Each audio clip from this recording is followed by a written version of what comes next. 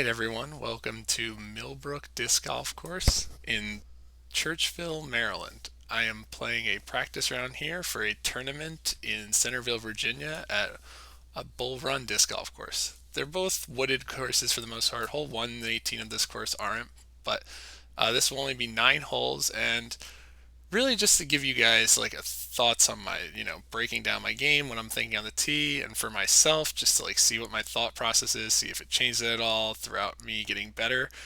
But yeah, I just this is like a serious practice round here and kind of what I was thinking along the way. So anyway, let's get started. Hole 1 is a straightforward 299 downhill the whole way, and I really like to throw just a hyzer in here. I always struggle with parking this hole, but let's see if I could change it up here and do that, because I definitely think hole 1 is one of the most gettable holes, even though it is 300 feet. All right, let's take it away. All right, so hole 1, you can see as I walk up, my body just went in way of the camera, but it's just straight out there. I didn't warm up, which that was the mistake on this being a serious practice round. But anyway, that is a little too high, and it's gonna fall right in the basket.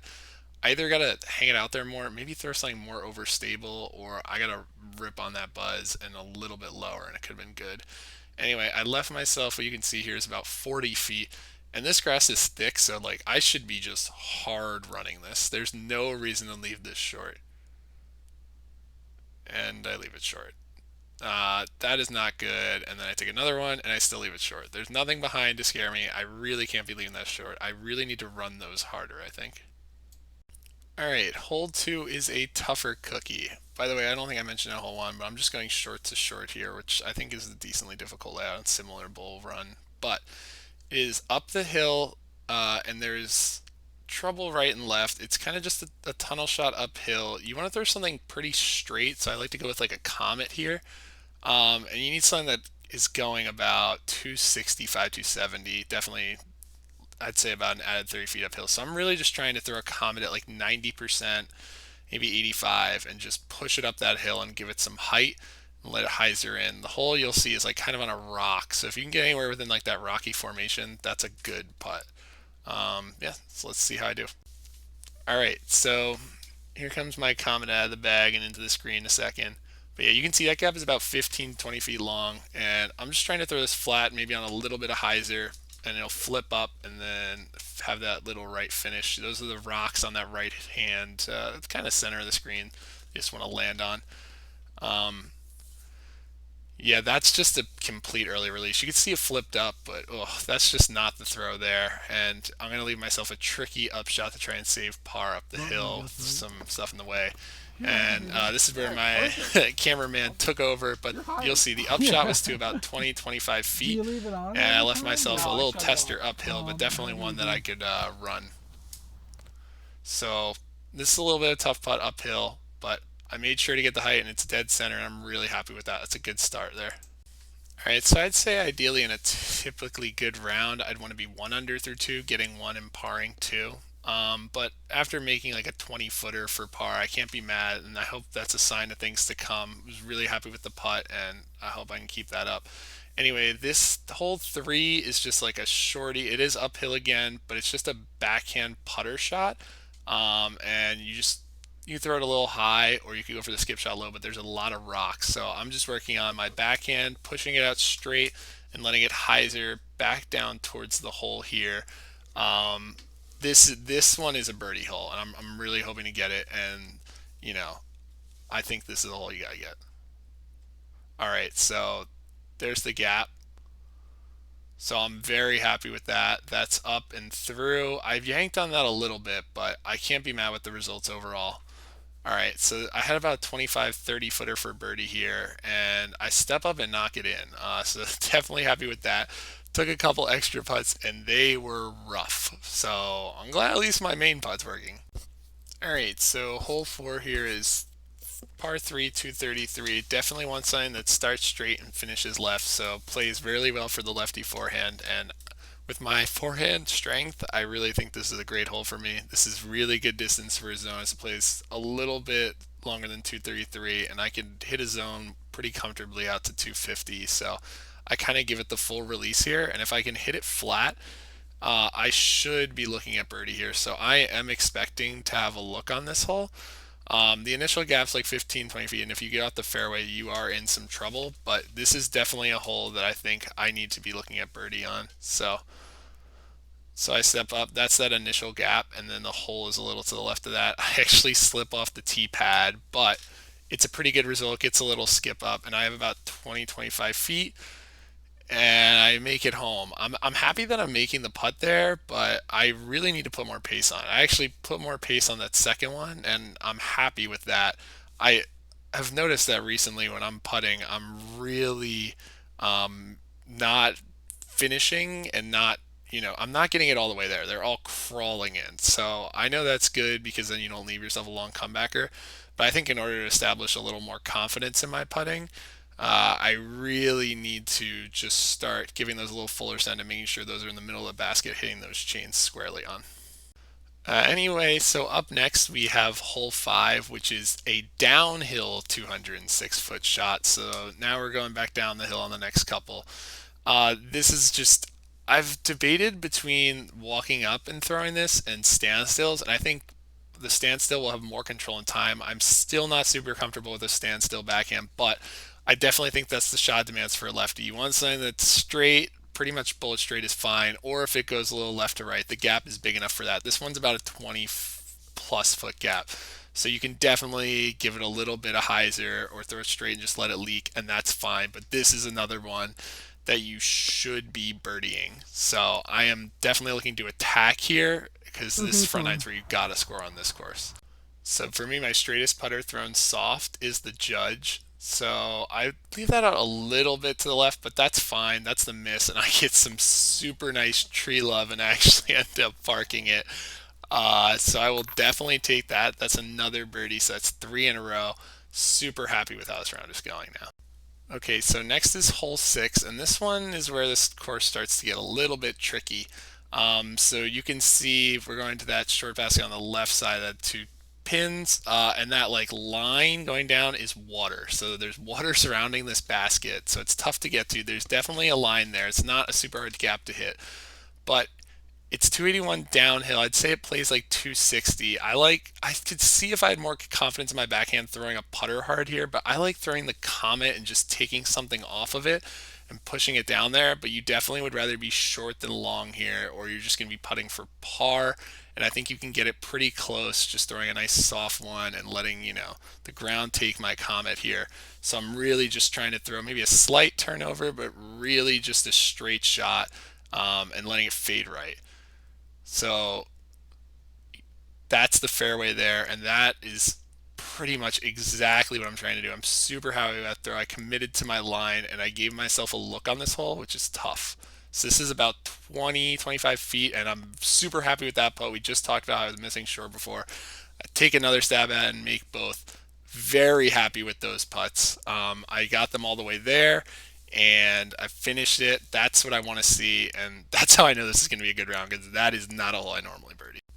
All right, so we're on hole 7. Back to the gaps here. I would say it looks a little bigger in the camera now on hindsight when I've seen this, but it's about a 10-foot gap, and you want something that finishes hard left. So it's a forehand for me again, which I'm comfortable with. Now, usually in the past I've thrown a zone here, but I thought actually a wraith might be a better throw. Club up to a distance driver and just put it high and then let it carry all the way there and just kind of fade in because it does go left more than that diagram would insinuate. So I'm going to try the distance driver play here. I think it's a valid play. Also, there's some holes at Bull Run where I need to throw this wraith on flick, so I want to get comfortable with it. So let's see how it goes. So you can see stepping up, wraith in hand. The hole is way off to the left. And if I could just beat that tree, that's a good shot. But now I have a little bit of a tough up and down. So I'm just going with the step putt here. I'm about like 90.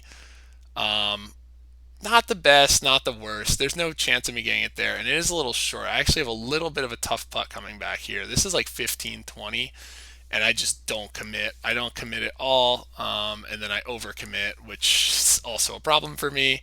So yeah, we're still going to have a little work here. This is about a 10 footer and maybe even more, maybe 12, 15. But yeah, I'm glad, happy to make that. That was the first real miss putt of the round in bogey. So I think I'm at 3 under now. Still a good score, but that should be a par. That step putt needs to be better. I can definitely get up and down there. And I'm really just going to have to work on that step putt. One other thing I was thinking is, if that's outside step putt range, I just am not comfortable with my backhand upshot game. My forehand when I am, but I didn't have the line there. But really got to work on that backhand upshot game, even to like 95, 100 feet. Because there's going to be times, I don't know if the step putt's going to get there, but you got to have that touch with the backhand. And I'm working on it. It's getting a little better, but it's still not there yet. And that's something that I really need to improve on because there's a situation where you're going to have a good backhand upshot game. And it just can't be lacking. The upshots are so important out here. Anyway, we have now reached what I think is the hardest hole on the course. This is a hole number 8, 284 feet, and it finishes right. And as you can see, that line on the right means there is water there, and the water is certainly in play. So you need to throw something straight and finishes a little right, but it can't finish hard right. I'm still not sure if I like the backhand play, but I really don't know. I'd have to throw like a flex forehand with something like the T-bird, or I don't know. I'd have to throw it with something like stable, but not overstable. And it's just going to finish left and not give me much of a look. But anyway, I really like going with a mid-range here. I usually throw my buzz. I think the comment might be a little safer actually, because it won't finish as hard right, and the buzz will, especially with height. But this is a tough hole. If I make par here, I am happy. So let's see how it plays out. All right, so I'm going with the buzz here. So I got to hit this pretty hard and flat, and you see it's a little bit of a gap too, and I just grip lock it a little and go high, and that's going to need a lot of help.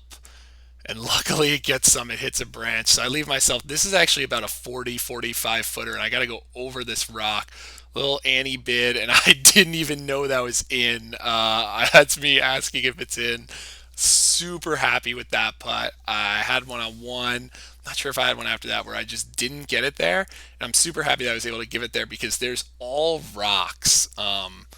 Behind that hole. So it's going to stop really unless it gets super unlucky, but it could get unlucky anywhere. So I really am happy that I committed to that putt and threw it hard and gave it a chance because there was no danger. Just like on hole 1, there's no danger. So I've got to be making sure that I get it there when there's no danger behind. Because if you can't get it up, then it's never going to get in the basket. So that could apply to other things too, but I'll leave someone else to talk about that. All right, so we're on to hole 9, which is 230, severely uphill, and there is that little wall in between the short and long there, which you can play off of. But anyway, you're just trying to clear that little strip of water. The gap is kind of tight off the tee. I've been throwing the backhand because it does move right, but I'm just not happy with the way I've been hitting gaps with my backhand. I still think it needs a lot of work. So I'm opting for a forehand flex here because I actually think it can get over there, just get it on Annie and then let it ride flat up to, somewhere around the basket. So I try going with the zone here because I really want to hit that initial gap because I have a good round going and I think I can push it over there. So anyway, as you see, trying to hold that Annie angle in the hand, but I don't get through it and I kind of like lift up and out of it instead of staying down and through the shot, and it's not that good. Anyway, I had about 70 feet there. So that's just a simple upshot. Nothing more to do there, and I finish at 4 under for this 9. Okay, so in summary, I shot 4 under on the front 9, which I am super happy with. I think that was actually my best there, so cannot complain. And I realize now that my backhand was actually better than I gave it credit for. Yes, I had the bad one on 2, but I had a really good one on 6 with the Comet, and then I had a very nice standstill on 5. I mean, it wasn't perfect. That tree level was a little lucky, but I like that I'm working on the standstill and it's looking better. And obviously my putting was really good. I had those couple on 3 and 4. Obviously the really nice make on 8. So I had all the confidence in the world then going into the tournament because my putting was looking very nice, and I realized I had a couple more backhands that were better than I thought. I still got to work on my backhand up shots, but I was happy with it overall, and let's see how it played out. All right, well, I put in the practice. Now it's tournament day. We're about to be at Bull Run, and yeah, let's see if we can get it. We've shot second here before. It's a beautiful day. Let's win this thing.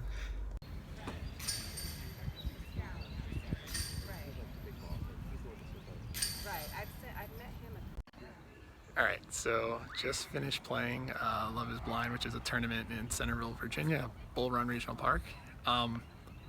I was warming up and my putting was feeling so good.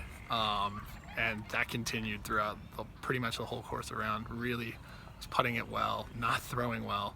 But I held it together with the putting and made a couple birdies and just a lot of good pars. And right now I'm sitting in first place at the end. I shot even, and I think the closest person is 2 over. So we'll see, but I think that's gonna hold. I'm super excited if it does. Probably can't play this division anymore. Probably gonna have to move up for real, but you know, who needs 950 when you get wins? So I'm just gonna start racking up dubs, yeah. But anyway, all right, I'll talk to you guys later. Hopefully there's a picture of me with the trophy coming, but if not, then I have some guy popped off and we're screwed. But anyway, thanks for sticking with me, guys.